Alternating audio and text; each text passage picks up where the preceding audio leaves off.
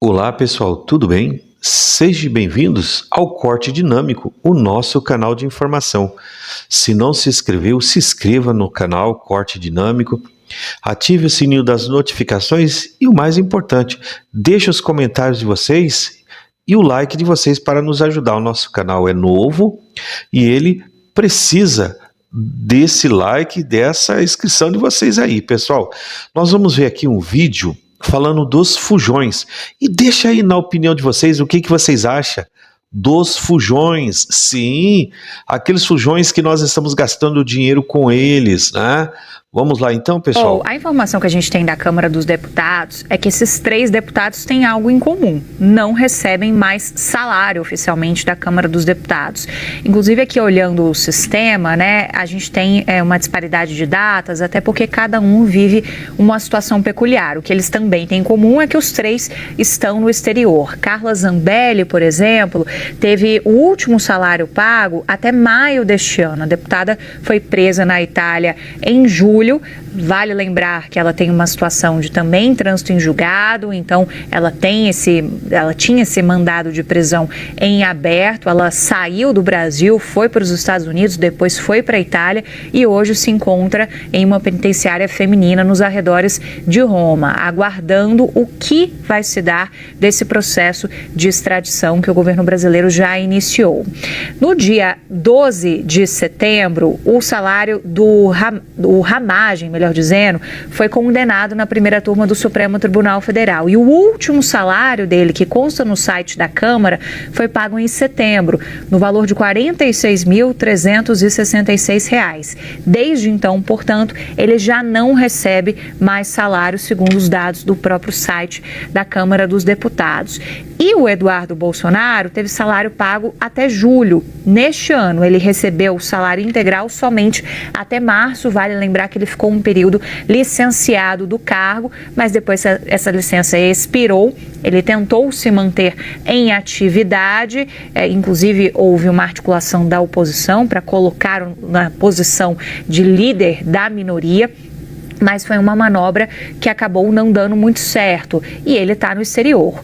Outro ponto em comum desses 3 parlamentares é que eles não podem participar de votações no exterior, sobretudo a partir de um ato da semana passada que foi muito provocado pela situação de ramagem, então não vai ter acesso ao sistema Infoleg da Câmara dos Deputados para participar dessas votações, o que significa que eles estão tomando falta.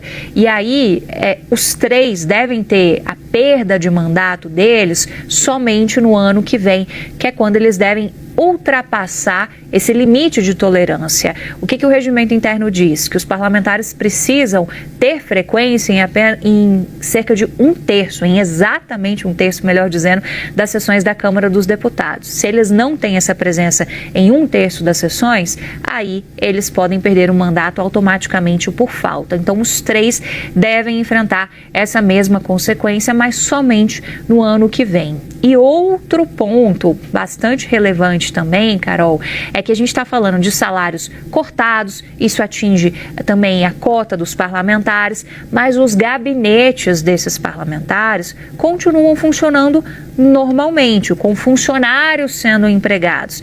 Então, por mais que os salários tenham sido cortados, é claro que o Legislativo ainda tem despesas altas por conta da manutenção da estrutura desses gabinetes, mesmo sem os parlamentares estarem trabalhando. Agora é extremamente interessante, pessoal, a Zambelli está presa e tem um gabinete com funcionários pago com dinheiro público. Ramagem fugiu, está com um gabinete com funcionários sendo pago com dinheiro público. Eduardo Bolsonaro, né, fugiu, fez toda aquela lambança contra o país e ainda tem um gabinete com funcionários pago com dinheiro público. As pessoas às vezes elas comentam e falam, né, que esse seja o pior legislativo que nós já tivemos, né? As pessoas comentam muito isso. Mas aí fica uma questão, por que as pessoas vão acreditar nesse legislativo? Por que as pessoas vão acreditar numa Câmara dessa, onde nós estamos vendo a impunidade acontecendo? Deixa aí nos comentários de vocês se vocês concordam que esse povo foragido, né, condenado foragido, ainda mantém funcionários pagos com dinheiro público. Deixa nos comentários de vocês e deixa o like de vocês. Então, há uma perspectiva e uma pressão muito grande sobre o legislativo a respeito da situação deles, sobretudo dos que têm a condenação já em trânsito julgado. O Eduardo Bolsonaro, claro, tem uma situação diferente, porque ele se tornou réu na semana passada no Supremo Tribunal Federal, ele não tem nenhuma condenação, mas os três estão nessa situação de estarem distantes das atividades parlamentares, cada qual pelo seu motivo, mas ainda assim, mesmo com os salários cortados, eles ainda têm direito a algumas verbas de manutenção do gabinete. E a Câmara dos Deputados, até o que a gente tem aqui de indicativo, daquilo que a gente foi apurando, sobretudo na semana passada, diante da situação do trânsito em julgado sobre ramagem, não deve adotar um caminho alternativo de perda automática. Não é essa a expectativa.